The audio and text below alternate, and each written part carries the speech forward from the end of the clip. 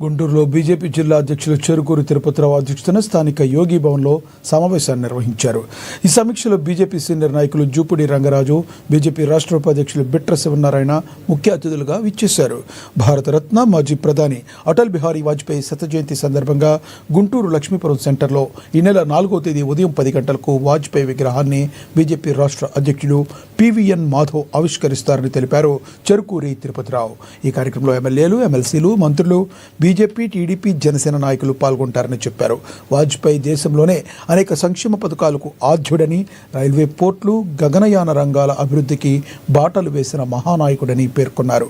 అతి సామాన్య కుటుంబంలో పుట్టి అత్యున్నత స్థాయికి ఎదిగిన వాజ్పేయి జీవితం నేటి యువతకు ఆదర్శమన్నారు.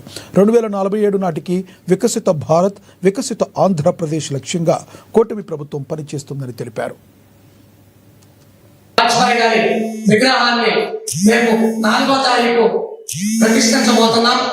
ఈ సందర్భంగా వారిని స్మరించుకుంటూ వారి యొక్క జీవిత విశేషాలు తెలియాలని చెప్పి ప్రతి ఒక్క ప్రజలకి వారి దేశానికి చేసినటువంటి సేవలు గుర్తు చేసుకుంటూ వారి యొక్క విగ్రహాన్ని ప్రతిష్ఠించబోతున్నాం.